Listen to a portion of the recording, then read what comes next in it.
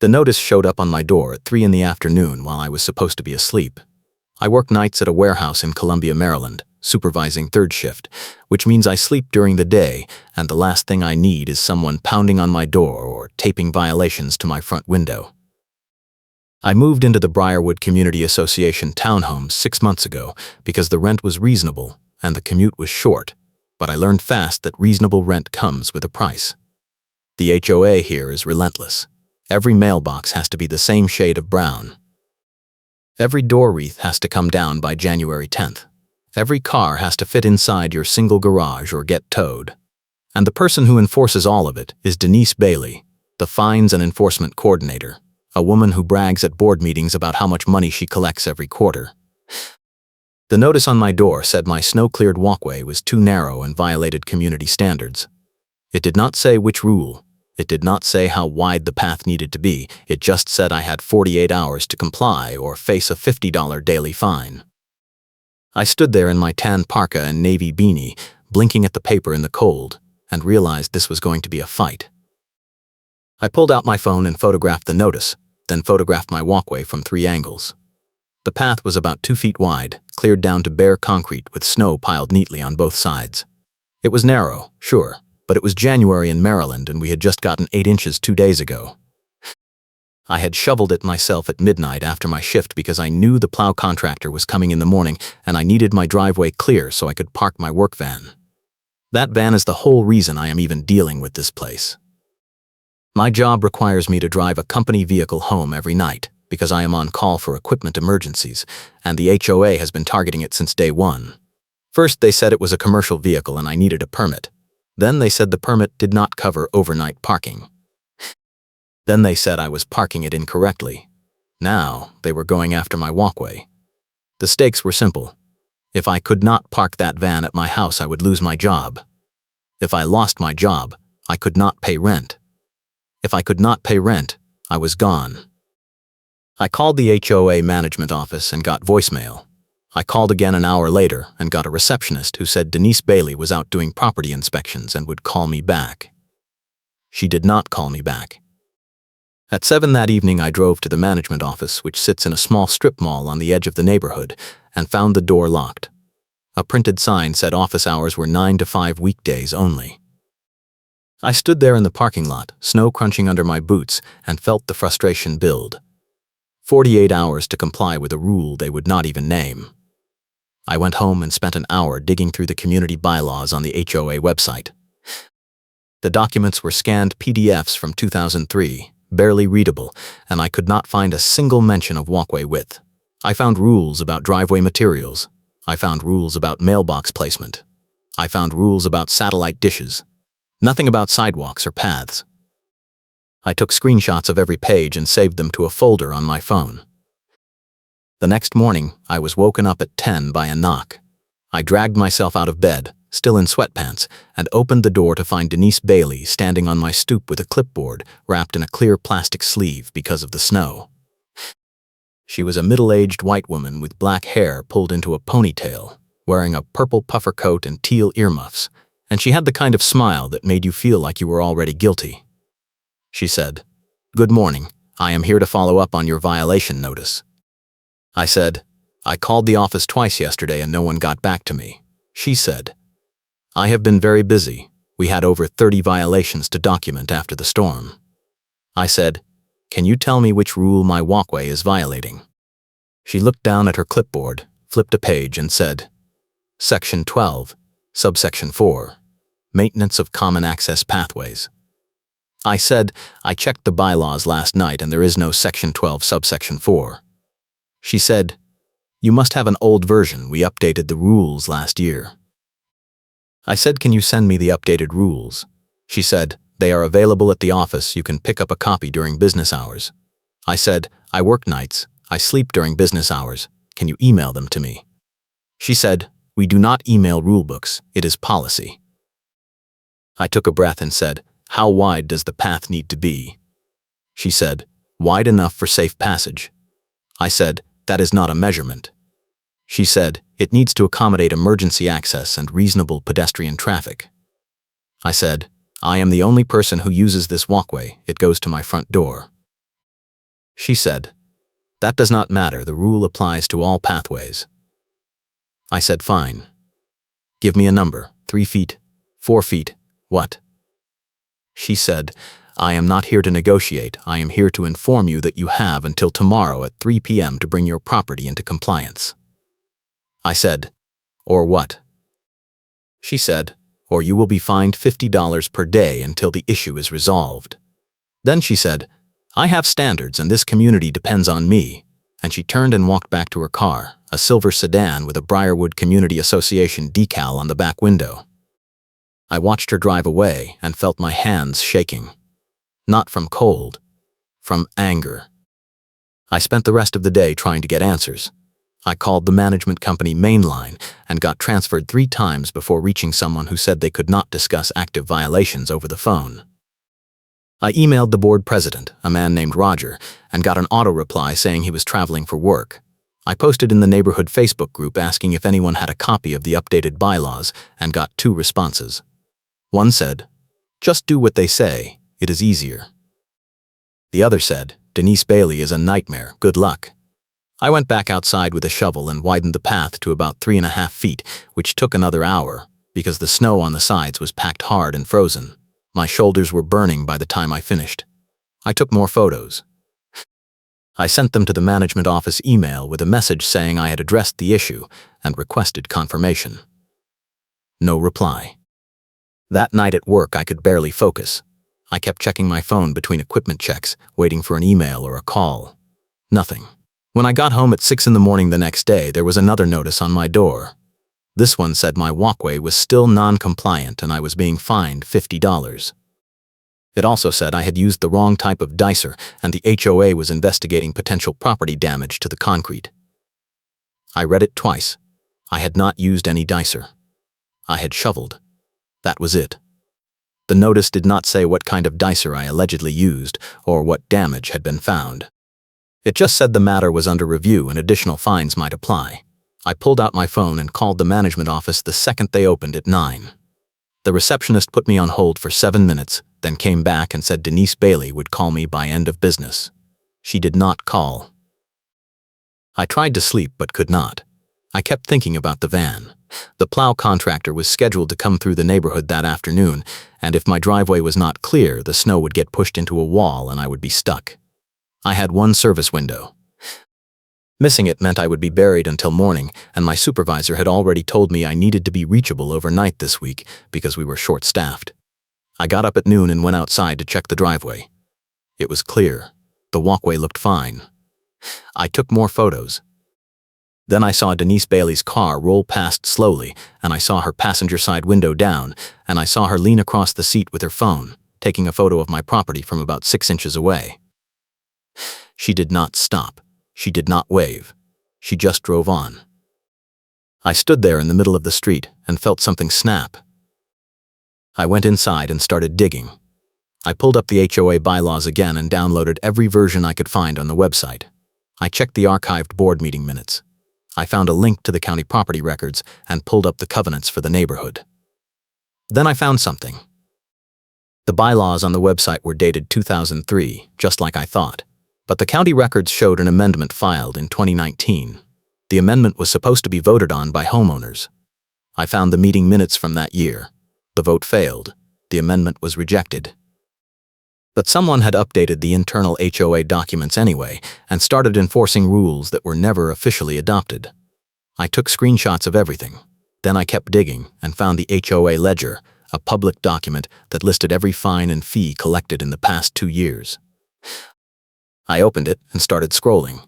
There were fees listed that I could not find anywhere in the rule books, late fees that did not match the amounts in the bylaws, processing fees that were not mentioned in any official document, and a lot of them were tied to Denise Bailey's name as the collecting officer.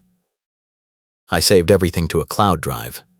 Then I called my neighbor 2 doors down, a guy named Marcus who worked as a security guard for the neighborhood patrol company the HOA contracted. We had talked a few times when he was on shift, and he had always seemed reasonable. I asked him if he had a minute to talk off the record. He said sure. I walked over and met him in his driveway. He was a black man in his 40s, tall, calm, wearing his patrol jacket. I said, have you ever been asked to enforce HOA rules? He said, all the time. Why? I said, has Denise Bailey ever asked you to do something you thought was over the line? He looked at me for a long moment, then said, you are not the first person to ask me that. He said Denise had called him more than once to pressure residents about violations, sometimes late at night, sometimes asking him to knock on doors or document vehicles. He said he had started refusing because it felt like harassment. He said, she has a list, man, and if you are on it, she does not stop. I said, do you know who is on the list? He said, I do not have names, but I know she targets people who complain or vote against the board. I asked if he would be willing to give a statement if it came to that. He said, if it is official and it protects me, yeah, I will back you up. That same afternoon, I got a text from an unknown number. It said, this is Denise Bailey. You need to move your work van immediately. It is parked in violation of overnight commercial vehicle restrictions. I looked out my window. The van was in my driveway, exactly where it was supposed to be. I texted back, I have a permit for the van. She replied, your permit does not cover vehicles over a certain size. Check your paperwork. I went inside and found my permit. It was valid through June. It said any company vehicle under £10,000. My van was $7,500. I took a photo of the permit and texted it to her. She did not reply. 10 minutes later, I heard a truck engine outside and looked out to see a tow truck pulling up in front of my house. A man got out with a clipboard and started walking toward my van. I ran outside in my socks and said, what are you doing? He said, I got a call from the HOA. They said this vehicle is in violation. I said, it is not. I have a permit. And I shoved my phone in his face with the photo of the permit on the screen. He looked at it, looked at the van, then looked at me and said, you need to take this up with whoever called me. I am just doing my job. I said, do not touch my van. He said, I am not getting in the middle of this. And he walked back to his truck and drove off. I called the management office again, and this time I did not stay calm. I said, your enforcement coordinator just tried to have my van towed illegally, and I want to speak to a supervisor right now. The receptionist said, I will have someone call you back. I said, that is what you said yesterday. No one called. She said, I will make a note. I said, make a note that I am filing a formal complaint and I want it in writing. She hung up. I stood in my driveway shaking. Then I called the tow company directly and asked for a record of who requested the tow. They said they could not release that information without a legal request. I said, fine, I will get a lawyer. The dispatcher paused and said, look, off the record, we get calls from that HOA all the time and half of them are bogus. You should document everything. I thanked him and hung up. That night I could not sleep again. I kept thinking about what Marcus had said. She has a list. I opened my laptop and started searching the neighborhood Facebook group archives. I found dozens of posts from residents complaining about Denise Bailey. Someone said she had fined them for a garden gnome. Someone said she had reported their teenager's car for being parked on the street overnight. Someone said she had threatened to lean over a mailbox dent. I started taking screenshots. Then I found a post from 8 months ago by a woman named Patricia, who said she had served on the HOA board for 3 years and resigned because Denise Bailey was targeting people based on personal grudges. Patricia said Denise kept a spreadsheet of residents she did not like and used violations as retaliation. The post had been deleted, but someone had quoted it in a reply thread. I searched for Patricia's name and found her profile. I sent her a message. I said, I am dealing with Denise Bailey right now and I saw your post about her targeting people. Do you have any documentation? She replied within an hour. She said, I have emails, board meeting notes, and a letter I sent to the HOA attorney before I quit. Do you want copies? I said yes. Patricia sent me a zip file with 23 documents. I stayed up until 4 in the morning reading them. The emails were brutal. Denise Bailey had sent messages to other board members discussing which residents were problems and how to push them out. One email said, we need to be more aggressive with enforcement on the north side. Those people do not respect the rules. Another said, if we hit them with enough fines, they will either pay up or leave. Patricia's resignation letter was 2 pages and laid out everything. She said Denise had been using her role to settle personal scores. that she had falsified violation reports, that she had added fees to resident accounts without board approval, and that the HOA attorney had privately warned the board that Denise's actions could expose them to liability. The letter was dated 14 months ago. Nothing had changed. I had what I needed. I had proof the rules Denise was enforcing were never legally adopted. I had proof she was charging fees that did not exist in the bylaws. I had a former board member's statement describing her pattern and motive. I had a witness in Marcus who could confirm the harassment. I decided to hold it. I said almost nothing, because silence makes people talk. I wanted Denise to think I was just another frustrated resident who would eventually give up. I wanted her to keep pushing until she made a mistake I could use in front of witnesses. The next day I got another notice. This one said the HOA was scheduling a hearing to discuss my repeated violations and potential escalation to a lien. The hearing was in 5 days. The notice said I could attend and present my case, but decisions were final and binding. I read it 3 times. A lien meant they could take my house if I did not pay the fines, and the fines at this point were approaching $300 for violations I had either fixed or never committed. I called Patricia and asked if she would be willing to testify at the hearing. She said, "I will do better than that. I will come with you and I will bring my documents." I called Marcus and asked the same thing. He said, "I am not going to a board meeting, but if you need a written statement, I will give you one." I said that would work. I spent the next 2 days preparing. I printed every screenshot, every bylaw, every email Patricia had sent me. I organized it into a binder with tabs. I made copies. I practiced what I was going to say. I was not going to yell. I was not going to argue.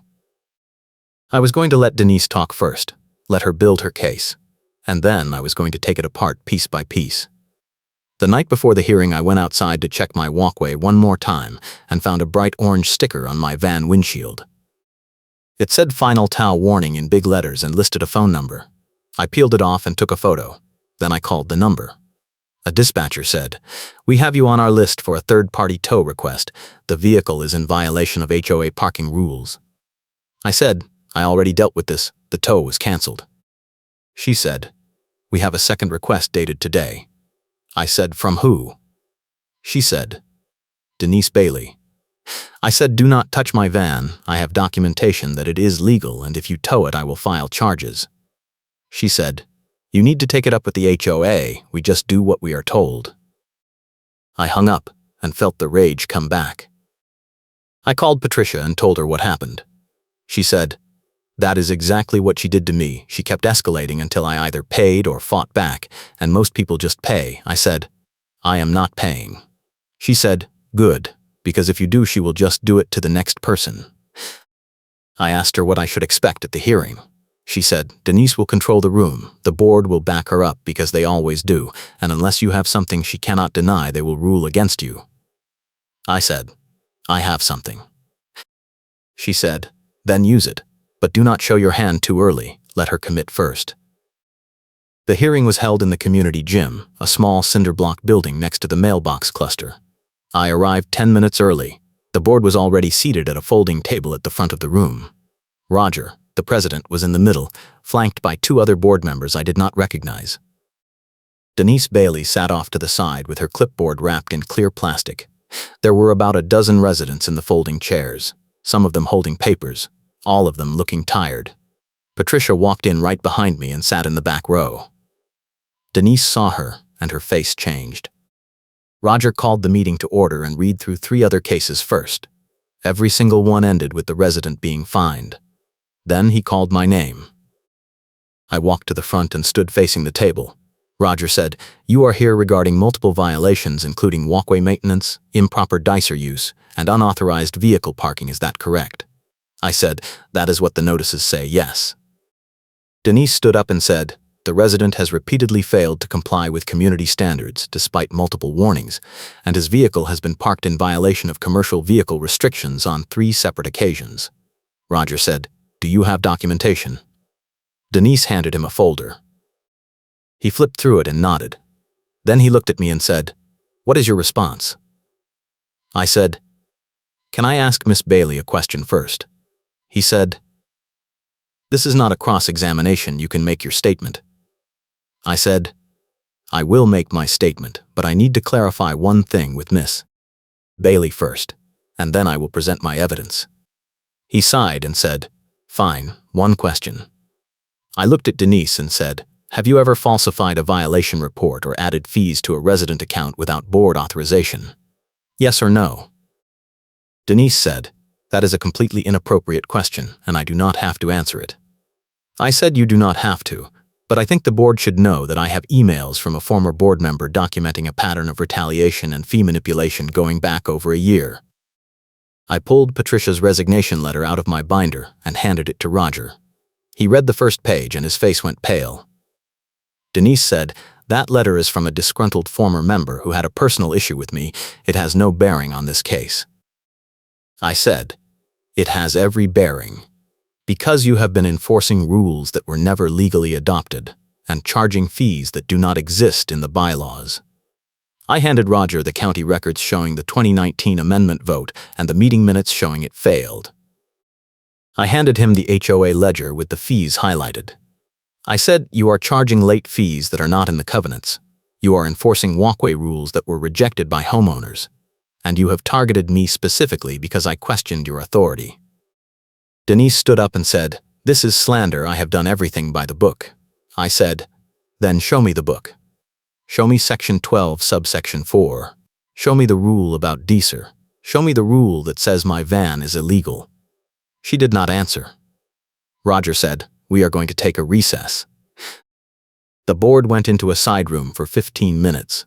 When they came back, Roger said, "We are going to table this case pending a review of the documentation." I said, "I also have a written statement from a neighborhood security officer confirming that Miss Bailey has asked him to harass residents on her behalf, and I have photos showing that she attempted to have my van towed twice after I provided proof it was legal." Roger looked at Denise. She said, "I was following protocol." I said, "What protocol?" Silence. Roger said, "This meeting is adjourned. We will follow up in writing." I walked out with Patricia. She was smiling. She said, "You just did what I should have done 2 years ago." I said, "It is not over yet." She said, "It will be. You have them on record now, and they know they are exposed." I went home and waited. 2 days later, I got a call from the management company regional supervisor, a woman named Karen, no relation. She said, "We have reviewed your case and we are reversing all fines and violations effective immediately." I said, "What about Denise Bailey?" She said, "Miss Bailey is being reassigned to administrative duties and will no longer handle enforcement."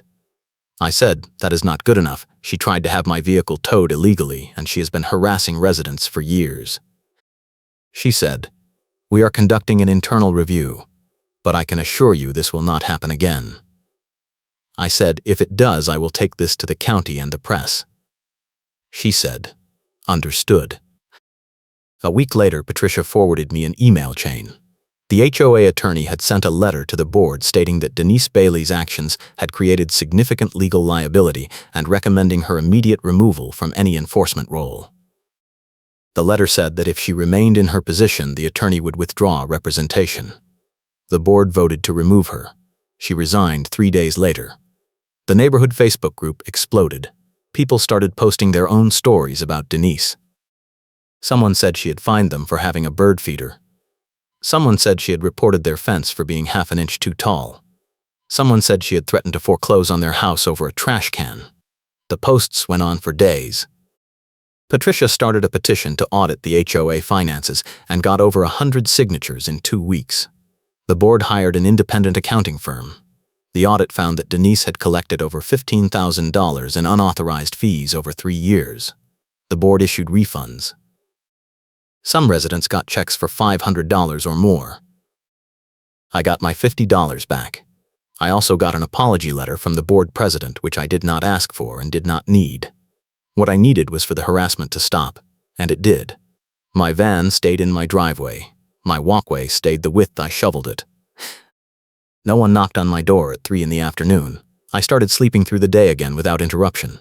Marcus stopped by one evening and said, "You did a good thing, man. People around here were afraid of her." I said, "I just wanted to park my car." He laughed and said, Yeah, but you proved she was not untouchable, and that matters. The real story came out later. One of the board members who had been seated at that hearing reached out to me privately and said Denise had been pushing the board to adopt stricter rules for years, and they had gone along with it because she handled all the enforcement paperwork, and they did not want the job. He said they had ignored complaints because it was easier than confronting her. He said they were embarrassed and they were changing how the HOA operated. They hired a professional management company to handle violations. They rewrote the bylaws and put them to a homeowner vote. They posted the rules online in plain language with measurements and photos. They limited fines to cases with clear documented violations. It was not perfect, but it was better. I stayed in the townhome for another year. The HOA left me alone. My van stayed parked in the driveway every night. I kept my walkway shoveled to whatever width felt reasonable, and no one said a word. Patricia ran for the board and won. Marcus quit his security job and started working for the county. I eventually moved out when I got promoted and could afford a house with no HOA, but I stayed in touch with a few people from the neighborhood. Every now and then someone would message me and say, "I heard about what you did with Denise Bailey. Thank you." I never thought of it as heroic. I thought of it as self-defense. She came after my job, my home, and my ability to sleep, and I fought back with paperwork and patience. That is all it took. Paperwork and patience and a willingness to say no when someone tries to bury you in fake rules and bad faith fines. The clipboard with the clear plastic sleeve became a kind of symbol in the neighborhood. People joked about it. Someone made a meme. It was funny in hindsight, but at the time it was just another detail in a situation that felt overwhelming and absurd. That is the thing about HOA conflicts. They start small. A notice on your door. A fine for something you did not do. A rule that does not exist. And if you do not push back, they grow. They grow until you are facing liens and lawyers and tow trucks, and you are wondering how you got there. The answer is always the same. You got there because someone decided you were a problem and no one stopped them. The only way out is to prove them wrong, to document everything, to stay calm, and to force them to answer questions they do not want to answer. That is what I did. That is what worked. I think about that winter sometimes. The snow, the stress, the late-night calls, the constant feeling of being watched. I think about Denise Bailey and her clipboard and her refusal to cite the rules she claimed to be enforcing. I think about the board members who enabled her because it was easier than holding her accountable. I think about the residents who paid fines they did not owe because they did not know how to fight back. And I think about Patricia and Marcus and the people who helped me when they did not have to. The system was broken, but it was not unfixable. It just took one person refusing to back down. That person happened to be me, but it could have been anyone. It should have been someone years earlier. Maybe if it had been, Denise would never have gotten as far as she did. The best part of the whole thing was not the refund or the apology, or even the fact that Denise lost her position. The best part was the quiet, the absence of fear, the ability to come home after a 12-hour shift and know that no one was going to harass me about my walkway or my van or my trash cans. That is what an HOA should be, a group of people maintaining shared spaces and solving problems together. Not a weapon, not a tool for control, not a way to settle grudges. Just a boring administrative body that keeps the streetlights on and the snow plowed and stays out of your life unless there is a real problem. That is all I ever wanted. That is all most people want. Denise Bailey wanted something else. She wanted power, and she wanted people to be afraid of her. For a while, they were. Then they were not. And that made all the difference.